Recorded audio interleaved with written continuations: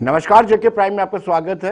मैं हूं विनोद कुमार। दर्शकों, एक मरतबा फिर गृह मंत्री अमित शाह ने स्पष्ट कर दिया है कि पहले परिसीमन आयोग की रिपोर्ट आएगी, उसके बाद इलेक्शन होगी और उसके बाद राज्य का दर्जा दिया जाएगा।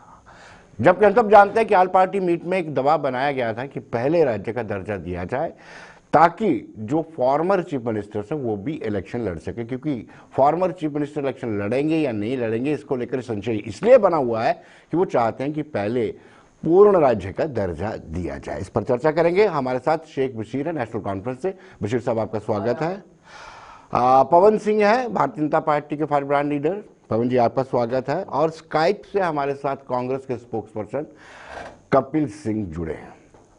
कार्यक्रम का आगाज करने से पहले मैं आपको बता दूं कि आज पीपल्स डेमोक्रेटिक पार्टी के फिरदौस टाक, जो फॉर्मर एमएलसी भी है, उन्होंने प्रेस कॉन्फ्रेंस की और प्रेस कॉन्फ्रेंस में कहा जो कैग की रिपोर्ट को लेकर के रिपोर्ट्स शाया की जा रही हैं उसमें सदाकत नहीं है।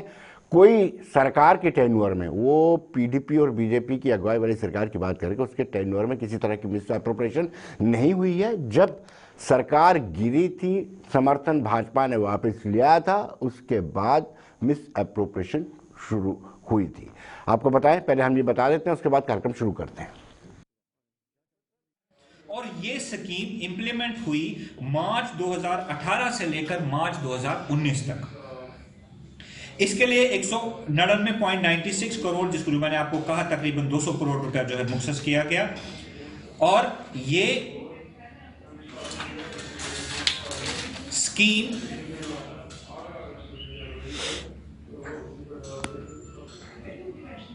जहां पर तकरीबन 350 बिजनेस हाउसेस जो है उनको फायदा दिया गया। उसमें से जो सीएजी ने आइडेंटिफाई किए हैं उसमें कहा गया है कि 19 बारोवर्स अकाउंट ऐसे हैं जिनके खाते में 21 करोड़ रुपया जो है वो सिर्फ उनके खाते में डाला गया है। अब ये कि जून 2018 में जो हमारी गवर्नमेंट थी वो गिर गई थी। इन लोगों को जो पैसा जो इन अकाउंट्स में गया है वो जून 2018 के बाद गया है। और ये कैसे गया है, हम पीपल्स डेमोक्रेटिक पार्टी की तरफ से हम ये चाहते हैं कि ये इसकी इंक्वायरी हो कि ये लिस्ट जो है कैसे बनी और इन लोगों के खाते में ये सिर्फ ये 21 करोड़ रुपया सिर्फ ये 19 अकाउंट होल्डर्स में कैसा गया। हम बार बार इस बात को दोहरा रहे हैं कि पीपल्स डेमोक्रेटिक पार्टी का आज इस सीएजी की रिपोर्ट पे सामने आने का मकसद सिर्फ इतना है कि हमारे लिए छुपाने के लिए कुछ नहीं है। बशीर साहब, आपसे शुरुआत करूंगा। एक मरतबा फिर उन्होंने दिलचस्प बात कही है कि पहले 3 परिवार ही फैसला लिया करते थे। 3 परिवारों में अब्दुल्ला खानदान हो गया, मुफ्ती खानदान हो गया और कांग्रेस गांधी परिवार, उनका जिक्र किया है।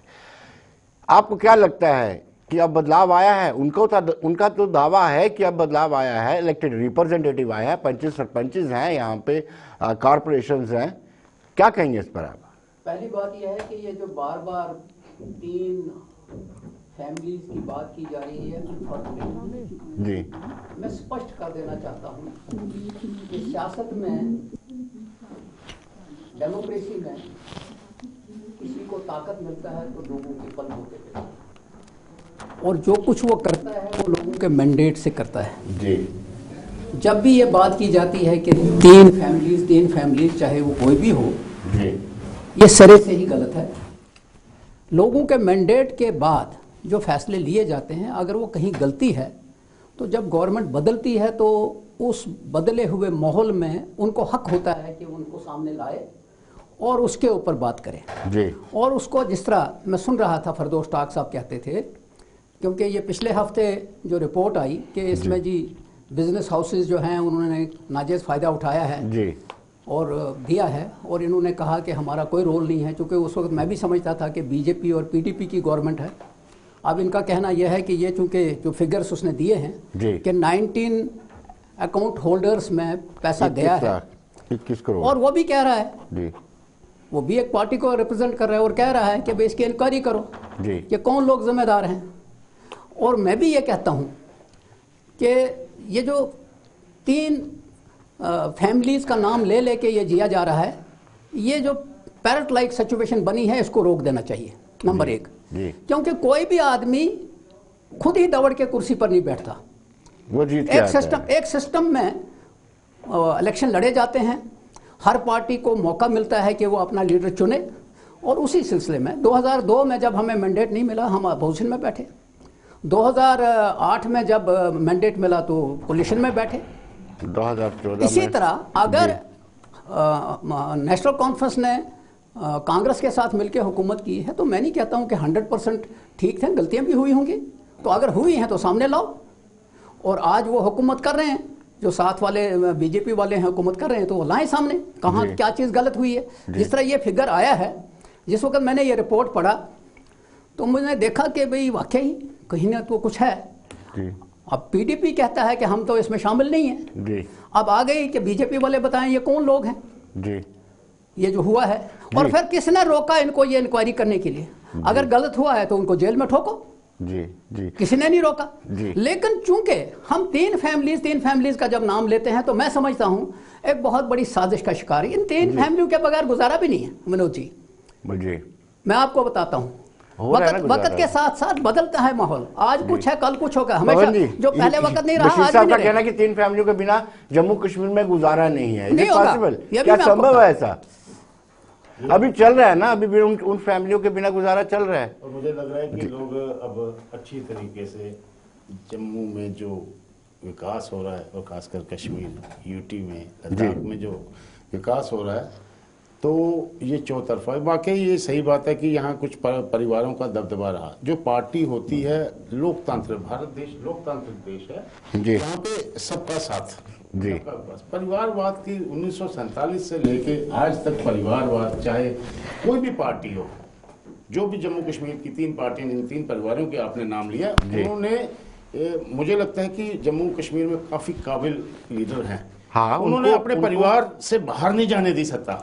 जो पर्सनल ट्रस्ट होगा, हो सकता है अगर जम्मू कश्मीर के ऐसे हालात बने तो इन परिवार वाली पार्टियों की वजह से बना। बशीर साहब आप कह रहे हैं कि इन परिवारों के बिना जम्मू कश्मीर का चारा ही कोई नहीं है, क्या कहेंगे पवन जी? देखिए तो सिरे से खारिज कर रहे हैं, कह रहे हैं कि परिवार का रोल ही बहुत इंपॉर्टेंट है इन परिवारों का। आपने जब से इस यहाँ पे जम्मू कश्मीर में परिवार वालों का वो किनारा हो चुका है हर चीज, तो मुझे लगता है लोग सुकून की सांस ले रहे हैं, चाहे वो आतंकवाद के रूप में हो, अलगाववाद। कौन लोग थे जी 1947 से लेके आज तक, पिछले चंद 2014 से पहले जितनी भी सरकारें रहीं, जम्मू कश्मीर में आतंकवाद को खत्म नहीं कर पाए। और खासकर जो वहां पे हुर्रियत के लोग, जो एक दबदबा बनाया था, कश्मीर का नौजवान बेचारा किस तरफ जा रहा था? आतंकवाद की तरफ जी वहां पे। लेकिन पवन जी, आतंकवाद के साथ साथ आपको ना भ्रष्टाचार भी खत्म करना है, आपको बेरोजगारी भी खत्म करनी है। आप आतंकवाद 370-35 के नाम पर बरगला नहीं सकते हैं, पब्लिक बड़ी अवेयर हो चुकी है। देखिए 370 पे इन तीन परिवारों के जो नेता थे, उन्होंने बोला कि जम्मू में पता नहीं क्या हो जाएगा जी, यहाँ पे खून की नदियां बहेंगी, यहाँ पे बहुत कुछ होगा। क्या हुआ जी? कुछ नहीं हुआ। 370 में जो जकड़ के रखा था जम्मू कश्मीर के लोगों को, भारतीय जनता पार्टी ने उनको वहां से आजाद किया है, चाहे कोई भी रूप हो, चाहे विकास का रूप हो, चाहे उग्रवाद का रूप हो, चाहे हुर्रियत का जो वहां पे बोलबाला था, जो पाकिस्तान से ज्यादा कहते हैं कि हिंदुस्तान को पाकिस्तान से बात करनी चाहिए। भैया ये हिंदुस्तान है, हम इस हिंदुस्तान में रहते हैं, हमें विदेशी मुल्कों से बात करने की क्या जरूरत है? हमें अपने बॉर्डर मजबूत रखने चाहिए। जबकि कश्मीर में इन पार्टियों की वजह से टेरर फंडिंग होती थी, जो आपके सामने अभी सारा कच्चा चिट्ठा खुल रहा है। और जो ये कहते हैं कि जनाब ये अभी यहाँ कैग की जो रिपोर्ट आई है, ये आंकड़े गिनाए 2018 में सरकार हमारी उसके बाद बनी थी। ये जो आतंकवादी फंडिंग होती थी, ये भी तो कब से चल रहा था सिस्टम। भारतीय जनता पार्टी का नेतृत्व में, प्रधानमंत्री नरेंद्र मोदी जी के नेतृत्व में, अब ये जो कच्चा चिट्ठा था ना, चाहे वो जेके बैंक कोई भी ले ले, पहले कुछ नहीं हुआ। बैकडोर एंट्रियां कहां से हो रही, किन परिवारों ने की? इन्हीं भारतीय जनता पार्टी का। एक भी बताए पारदर्शिता से, चाहे वो सर्विस सिलेक्शन बोर्ड हो, चाहे पीएससी हो, या कोई भी पारदर्शिता की, जो आदमी इस काबिल है उसको नौकरी मिलती है। पहले क्या होता था? बैकडोर। आज तक बेचारे जो लगे हैं उनको भी परेशान करके रखा हुआ है इन पार्टियों ने। अगर कोई सही तरीका अडॉप्ट किया होता तो इस तरह का किसी प्रकार का खौफ ना रहता। जी कपिल जी, आप मुझे सुन पा रहे हैं? आपको सुन पा रहा हूँ, लेकिन मैं जो पवन जी कह रहे हैं वो मैं आपको बता देता हूँ, और जो बशीर जी ने कहा वो भी मैं आपको बता देता हूँ। बशीर साहब ने ये कहा है कि तीन परिवारों के बिना जिसमें गांधी परिवार भी शामिल है, अब्दुल्ला परिवार भी शामिल है और मुफ्ती परिवार भी शामिल है।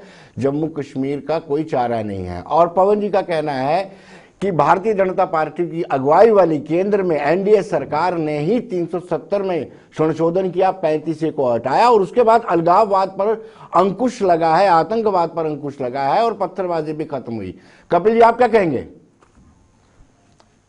मैं शुरुआत करूंगा, जब हमारे गृह मंत्री जी ने प्रेस कॉन्फ्रेंस की, मैंने बड़ी तफसील से देखा उसको जी। उन्होंने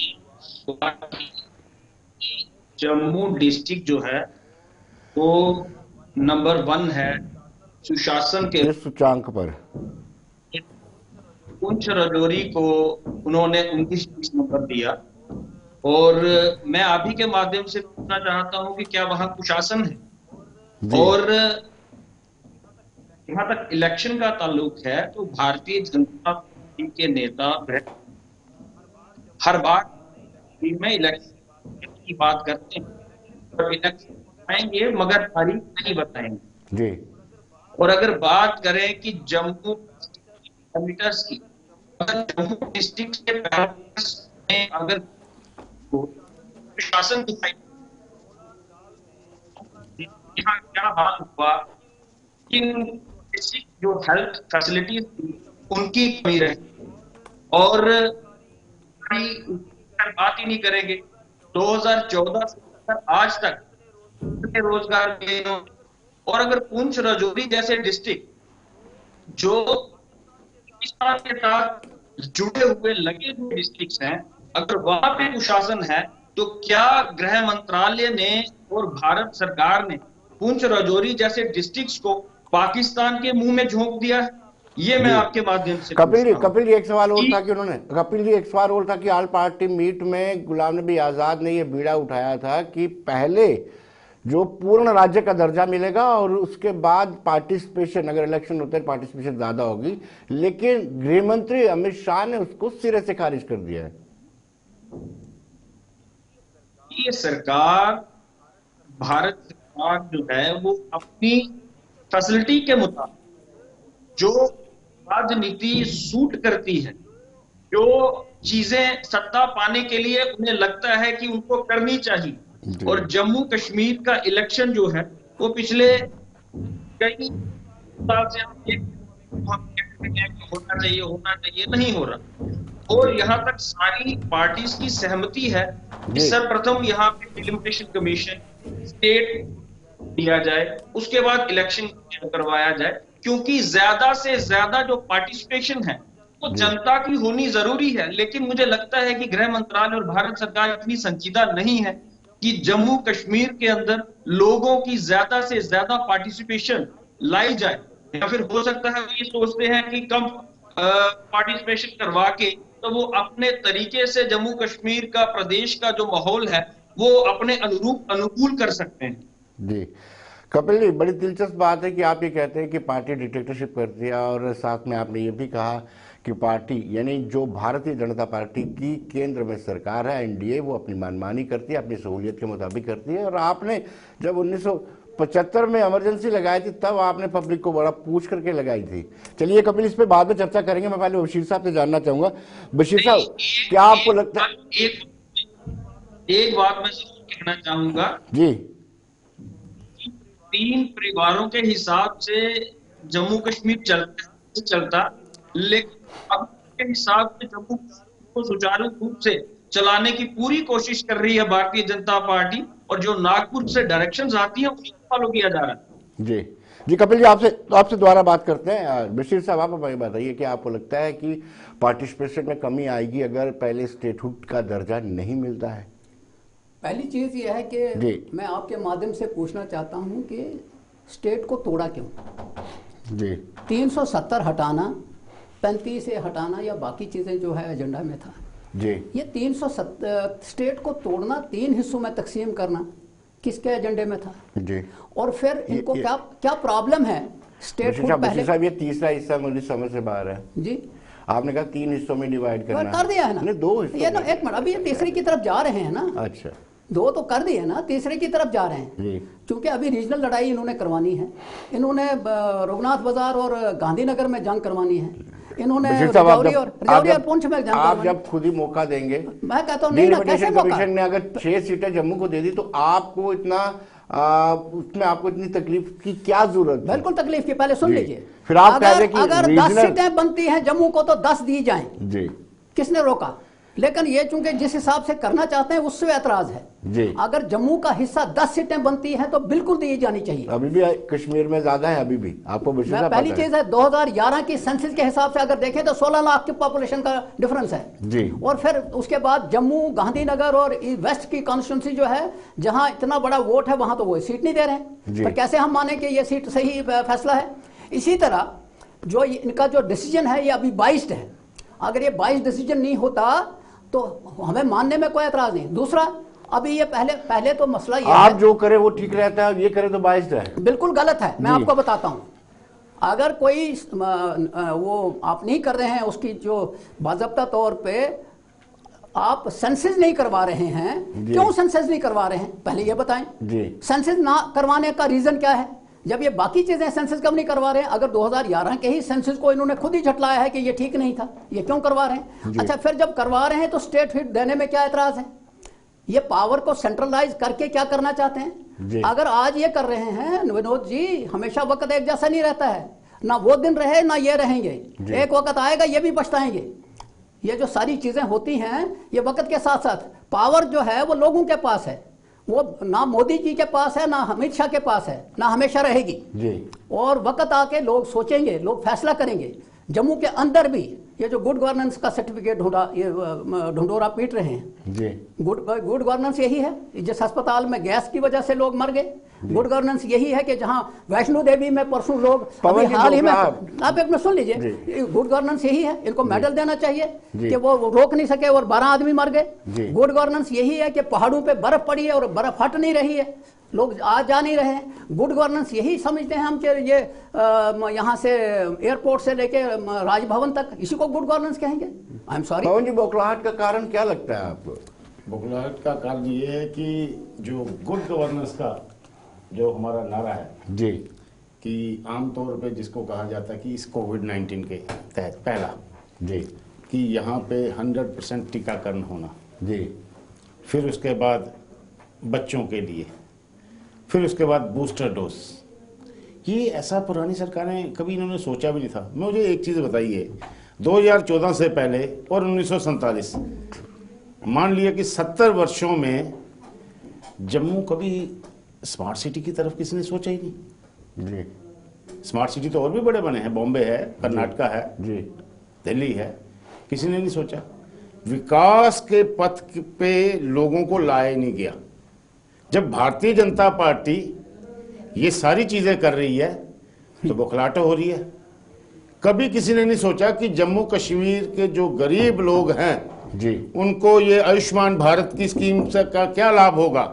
5 लाख रुपए का उस परिवार को, जो परिवार गरीब है, जब कभी बीमार हो जाता है तो वो मुहताज होता है, पैसे चाहिए होते हैं इलाज के लिए। भारतीय जनता पार्टी और संगठन जो सोचता है वो लोगों की भलाई के लिए और अंतिम व्यक्ति तक। जम्मू में आज क्या नहीं हो रहा? कौन सा डेवलपमेंट नहीं हो रही? कौन से ये जो एक्सप्रेसवे नहीं बन रहे हैं? आप देखें, ज्यादा दूर जाने की जरूरत नहीं है। कई कहते हैं कि ये हवा में बातें करते हैं, जुमलाबाजी। ये सांबा में जो आप 1-1 घंटा जाम में खड़े रहते हैं, जहां ये एक्सप्रेसवे बन रहे हैं, जहां फ्लाईओवर्स की चेन बन रही है, जहां पे रिंग रोड में कहा जाता है कि आफ्टर फरवरी 2022 में आप 44 किलोमीटर वहां पे चल सकेंगे। यहां पे टनल्स बन रहे हैं, इंटरनेशनल एयरपोर्ट हो रहा है, बीटिंग रिट्रीट सुचेतगढ़ में हो रही है। ये जो इनका जो ये झील है, कृत्रिम झील, इस पे आर्टिफिशियल लेक आज तक नहीं हो पाई थी। पुरानी सरकारों ने, एनसी की सरकार थी, जो चीफ मिनिस्टर थे उन्होंने उस समय कहा थी आर्टिफिशियल लेक होनी चाहिए, नहीं किया किसी ने। भारतीय जनता पार्टी ने किया। तवी रिवर फ्रंट जिसका फरवरी में काम शुरू होने वाला है, किसने किया? लोग विकास चाहते हैं, लोग अच्छी डेवलपमेंट चाहते हैं। जम्मू स्मार्ट सिटी की तरफ बढ़ रहा है। ये पुरानी सरकारों ने नहीं सोचा, इनको लोगों को जकड़े रखा, चाहे किसी रूप में। 370 नहीं हटना चाहिए जी, नहीं हटना चाहिए। क्यों नहीं हटना चाहिए? आवाम खुली हवा में सांस नहीं लेना चाहता जी। जम्मू और कश्मीर एक है, कपिल जी, दोनों भाई हैं, दोनों भाई हैं और भाई बन के रहना चाहिए। लेकिन अगर कोई आदमी सर पे बैठने की कोशिश करेगा या बाप बनने की कोशिश करेगा, ऐसा हिंदुस्तान में नहीं चलता। ये डेमोक्रेटिक कंट्री है, यहाँ पे भारतीय जनता पार्टी से सबका साथ, सबका विश्वास, सबका प्रयास। काश सबका साथ सबका विकास हो, काश हो। लेकिन मैं पवन जी से एक बात करना चाहता हूँ। ये जो वैक्सीनेशन की मार्केटिंग कर रहे हैं आप, जिस ज़माने में भी ये आया, क्या नाम है, कोई वायरस आया, वैक्सीनेशन तो स्कूलों में हमने भी कराई जी। किसी ने मार्केटिंग नहीं की, वहाँ किसी ने फोटो नहीं लगाया, हर स्कूल में जाके वैक्सीनेशन लोगों ने करवाई उस ज़माने में भी। और आज अगर बच्चा पैदा होता है तो पिछले कुछ अरसे से उसको 5 साल तक 10 इंजेक्शन लगते हैं, 10 वैक्सीनेशन होती, किसी ने मार्केटिंग नहीं की। आप इसकी भी मार्केटिंग कर रहे हो। आप 2019 के ये जो कोविड का इसकी ये जो बीमारी है इसकी मार्केटिंग भी कर रहे हो। और ये आप भूल जाते हैं कि अच्छा जी ये भी हो गया वो भी हो गया, लेकिन इस अस्पताल में, मेडिकल कॉलेज में जो ये मौतें हुई, इसका आपने नहीं, इसका जवाब आपके पास नहीं है। गैस के बगैर जवाब नहीं। जो पार्लियामेंट में फारूक साहब ने फिर बोला कि भाई वहाँ अस्पताल में गैस नहीं है, अब ये जवाब तो इनके पास नहीं है। और फिर गुड गवर्नेंस का जो सर्टिफिकेट आप दे रहे हो, वो पॉइंट्स कहाँ ला रहे हो?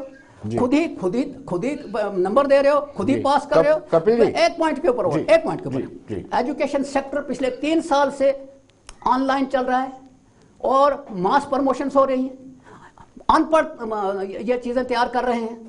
आपके कोई एजुकेशन के ऊपर सोच नहीं रहा है। पैंडेमिक में ऐसा चलता है। आप 3 साल से Vinod ji, I am sorry, अगर ये सोचने वाले होते, ये देखते कि रिमोट एरियाज में कोई आज भी नेट नहीं है, और जब नेट नहीं है तो वो कैसे पढ़ेंगे? स्कूल हैं लेकिन स्कूल बंद है। चलिए कपिल जी से सोचता। कपिल जी, इसमें एक चीज बोल सकता हूँ अगर मुझे इसमें ये क्या चाहते हैं कि स्कूल खुले, हमारे बच्चे वहां जाके बीमार हो, एसओपी का पालन ना हो, सोशल डिस्टेंसिंग ना हो, मास्क हम ना पहने, अपने आवाम को खुला छोड़ दें। आज से बहुत पहले एक बीमारी आई थी चेचक, जिसमें 5 करोड़ लोग मारे गए थे। आप क्या चाहते हैं कि लोग मरे? हम हिंदुस्तानी, हम भारतवर्षी, हम भारतीय जनता पार्टी के लोग, हमारा जो देश है वो हमारा परिवार की चिंता करते हैं। कपिल जी, ये भारतीय जनता पार्टी का तर्क है कि जो बौखलाहट नेशनल कॉन्फ्रेंस और कांग्रेस में है, वो इस बात को लेकर के है कि जम्मू कश्मीर यूटी में विकास की लहर आई है।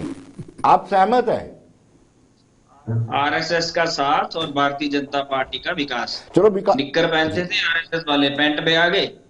और विकास किसका हुआ? भारतीय जनता पार्टी का। 5 स्टार ऑफिस से लेके जो दिल्ली का इनका है, और हर जिला में 2 स्टार 3 स्टार इनके पास आज ऑफिस हैं। तो विकास किसका हो रहा है? अमित शाह जी की प्रेस कॉन्फ्रेंस में अगर बात करें तो उन्होंने मेडिकल कॉलेजेस की बात की, तो तब तो जब कांग्रेस की सरकार थी, गुलाम नबी आजाद साहब हेल्थ मिनिस्टर थे, तब जम्मू कश्मीर को दिए गए। एम्स हमने लिया, हमने लड़के लिया। भारतीय जनता पार्टी के नेता तो उस एजुकेशन को फेल करना चाहते थे। और अगर करते हैं बात एक्सप्रेस वेज की, तो एक्सप्रेस वेज जो है वो पिछली सरकारों के प्रोजेक्ट्स हैं। और अगर हम बात करें जम्मू की या जम्मू जिले की या बाकी जिलों की, तो कितने स्कूल बनाए, कितने इन्होंने कॉलेजेस बनाए, कितने इन्होंने हेल्थ सेक्टर में नए हॉस्पिटल्स बनाए, कितने इन्होंने रोजगार दिया। आप ही के टीवी पे, जेके चैनल पे ही हम देखते हैं, कभी डोडा में बजरी डाली जाती है, कभी साबा में जब वहां पे ब्लैक टॉपिंग होती है तो वहां के युवा जो है वो हाथ मार के सड़क से बजरी निकालते हैं। तो पता चलता है कि सुबह जो ब्लैक टॉपिंग डाली गई थी वो रात को बजरी के रूप में निकलनी शुरू हो गई। इस तरह का विकास कर रहे हैं जम्मू कश्मीर के अंदर। और आए दिन नए से नया वादा जम्मू कश्मीर की जनता के साथ, लेकिन डेट कोई नहीं बताते हैं, तारीख कोई नहीं बताते हैं कि कब डिलिमिटेशन कमीशन लागू होगा, कब स्टेट हुड दिया जाएगा, कब यहाँ पे चुनाव कराए जाएंगे। अगर हम भारतीय जनता पार्टी की बात को ही मान लें तो भी इनके पास कोई खाका अभी तक तैयार नहीं है जो इन्होंने प्रेस में, मीडिया में आप ही के माध्यम से जनता को बताया हो। कपिल जी, मैं चाहता हूं कि आप खुद ही जवाब सुन ले। आप पवन जी, आप ही को जवाब देना पड़ेगा, क्योंकि सारे के सारे एलिगेशन भारतीय जनता अगर जो इनकी बात है, अगर आप सब बैठे हैं जी, आप सुन रहे हैं, ये जो कह रहे हैं कि पुरानी सरकारों की देन थी जी, कि ये जो एक्सप्रेस वे था या एम्स था, अगर थी तो बननी चाहिए थी ना। कोई सरकार 13 दिन के लिए थोड़ी रही थी, 5-5 साल का टेन्योर बिताया है। ये जो तिरुपति बालाजी का मंदिर अभी बन रहा है यहाँ पे, ये भी मुझे लगता है पुरानी सरकारों की देन थी। एक भी पुरानी सरकारों की देन थी। उज्ज्वला योजना जो घर घर तक गैस सिलेंडर पहुंचा, ये भी पुरानी सरकारों की देन थी। आयुष्मान भारत की जो मैंने बात की, ये भी पुरानी सरकारों की देन थी। 200 रुपया पेंशन गरीब लोगों के लिए, महंगाई हो गई है, 1000 रुपया भारतीय जनता पार्टी ने की, ये भी पुरानी सरकारों की देन थी। ऐसे, और ये DRDO हॉस्पिटल यहाँ पे 18 दिन में बनना कोविड पैंडेमिक के दौरान, ये भी पुरानी सरकारों की देन थी। ये गलत है, जो गलत है उसको खारिज किया जाता है, लेकिन जो सही है उसको मानिए। जिस प्रधानमंत्री नरेंद्र भाई मोदी को सब पूरे विश्व का मजबूत आदमी माना जाता है, जिसकी अमेरिका में जाने से वो हमारे भारत की छवि बनती है, भारत विश्व गुरु की ओर जाता है। लोग आमतौर पर बीमार होते थे, यहाँ पे कोई योगा नहीं करता था, नाम योगा था। मोदी जी के आने से 21 मई को यहाँ इंटरनेशनल योगा डे मनाया जाए। अमेरिका में मनाया जा रहा है, ब्रिटेन में मनाया जा रहा है, जर्मनी में मनाया जा रहा है, रशिया में मनाया जा रहा है। क्या चाहते हैं ये इस समय बकलाहट है। पार्टी का हाल देख लीजिए, कहीं भी सेंटर के स्तर पे देख, जम्मू कश्मीर को छोड़ दीजिए, कहीं भी आप ले लीजिए, परिवारवाद की वजह से आज पार्टी इस गर्त तक पहुंची है जी। अगर किसी और दूसरों को मौका दिया होता तो हम भी चाहते थे कि मजबूत विपक्ष हो, लेकिन अपनी सोच, अपनी नीतियों की वजह से पीछे दर पीछे, और लोग अब समझ चुके हैं। ये अब कहते ना मुंगेरी लाल के हसीन सपने, वो सपना देखने छोड़ दें। अब भारतीय जनता पार्टी की जो नीतियां हैं वो लोगों को पसंद है और लोग उससे अमल करें। किसी सरकार को तो कोई क्रेडिट दे देते हैं। पहली चीज पत्थरबाजी कम हुई है, पहली चीज ये है कि वो कैलेंडर कहाँ गया अलगाववादियों का, सेपरेटिस्ट का, वो कैलेंडर गायब हुआ। देखिए पहली चीज ये है कि देखिए विनोद जी, जम्मू कश्मीर में खुद होम मिनिस्टर कहते हैं कि हालात ठीक नहीं है जी। एक जबान से वो सर्टिफिकेट दे रहे हैं गुड गवर्नेंस का, दूसरी जबान से कह रहे हैं कि जनाब हालात ठीक नहीं हैं, हम इसको स्टेटहुड नहीं दे सकते। स्टेटहुड को हालात के साथ जोड़ने का क्या मतलब है जी? ये जो ताकत के बलपोते पे करना चाहते हैं ना, ये हमेशा नहीं रहेगा विनोद जी। आपको भी सेहत रहनी चाहिए और मेरी भी सेहत रहनी चाहिए। आने वाले इलेक्शन में देख लीजिए हाल क्या होगा, एक चीज। नंबर 2, मैं अपने ये जो साथी है पवन सिंह जी, उनको कहना चाहता हूँ, हम जम्मू में दूर कहाँ जाते हो, DC साहब के पीछे जो रोड ऊपर निकलती है पंचती थी में ज़रा जाओ, वहाँ एक, मैं मिसाल दे रहा हूँ, ये जम्मू सिटी की ये बात कर रहे हैं जनाब, ये स्मार्ट सिटी की, जाओ स्मार्ट सिटी का नक्शा क्या है। वहाँ एक लैंडस्लाइड हुआ, एक बारिश के बगैर ही हुआ, लैंडस्लाइड के बाद उसमें गाड़ियाँ नीचे गई, उसके बाद वहाँ कुछ दिनों के बाद वो बनाया क्या नाम है, क्रेट लगाए, क्रेट के समेत भी गाड़ियाँ नीचे गई, और आज इतनी सारी जगह है वहाँ चल नहीं सकता, एक एक खड्डा है वहाँ। ये जो स्मार्ट सिटी की बात कर रहे हैं ना, उसको छोड़ दीजिए, आप सड़कों की हालत देख लीजिए। लगता है कि रघुनाथ बाजार में अगर ठीक है तो सब कुछ ठीक है। जम्मू से थोड़ा सा बाहर तो चलो, जम्मू से कठुआ की तरफ चलो, रजौरी की तरफ चलो, फिर लोगों को पूछो। आपके ही माध्यम से मैं चाहता हूं कि ज़रा आपकी ही टीम जाए, ज़रा बात करे लोगों से कि कहाँ से ये जो ये गुड गवर्नेंस की बात कर रहे हैं, हाँ इसका जो सही फैसला है वो लोग करेंगे। बेस्ट जज आर द पीपल। हम जो बात यहाँ करते हैं वो भी हमें जज कर रहे हैं कि ये कितना सच और कितना झूठ बोल रहे हैं। वक्त आने के ऊपर सारा बताएगा, लेकिन बेस्ट जज लोग हैं, वो वक्त आने पे बता देंगे। जी कपिल जी, आप हमें बताइए कि क्या वाकई में पार्टिसिपेशन में कमी आएगी अगर फुल फ्लैग स्टेट नहीं बनती है, बिना यूटी में इलेक्शन करवाए जाते हैं? देखिए, जब भी जम्मू कश्मीर की बात होती है ना, जम्मू कश्मीर की तरक्की की, जम्मू कश्मीर के इलेक्शन की बात होती है, तो भारतीय जनता पार्टी के नेता प्रवक्ता जितने भी हैं जी, वो इंटरनेशनल घूमना शुरू कर देते हैं। और शायद पिछली डिबेट से ये देखते नहीं है। इन्होंने ये नहीं देखा कि जब हमारे प्रधानमंत्री अमेरिका में गए तो वहां की वाइस प्रेसिडेंट जो थी, उन्होंने प्रेस वार्ता की। अमेरिका के प्रेसिडेंट ने प्रेस वार्ता करना ठीक नहीं समझा हमारे प्रधानमंत्री के साथ, तो हमारी इज्जत बहुत बढ़ जाती है। कोरोना काल में जब गंगा किनारे लाशें तैरती हैं, गंगा किनारे दिखलाई जाती है, तब इंटरनेशनल मीडिया में दिखाया जाता है, तो बहुत इज्जत बढ़ जाती है जी। इंटरनेशनल बात करते हैं जी। चीन पाकिस्तान को छोड़िए, भूटान जैसा देश आज चाइना के पीछे चल पड़ा है जी। नेपाल हमें आके दिखा रहा है, समय श्रीलंका का हमें अभाव देखने है, को तैयार नहीं। समय का लेकिन अभाव अगर है, बात करें हम जम्मू समय का कश्मीर अभाव है, की, तो पवन जी से जवाब ले लेते हैं। आज करप्शन अपनी चरम सीमा पर है जी। आज बेरोजगारी जम्मू कश्मीर के अंदर अपनी चरम सीमा पर है जी। आज महंगाई जम्मू कश्मीर और पूरे भारत में आज अपनी चरम सीमा पर है। उसके ऊपर बात नहीं करेंगे, ये इंटरनेशनल घूमना शुरू कर देते हैं। यहाँ पे कुछ है ही नहीं। जी कपिल जी, आप हमारे कार्यक्रम में, आपका बहुत बहुत शुक्रिया। पवन जी आपका भी बहुत बहुत शुक्रिया। बशीर साहब आपका भी बहुत बहुत शुक्रिया। तो दर्शकों, आप बने रहिए देश दुनिया की खबरों के लिए और मुझे दीजिए इजाजत। नमस्कार।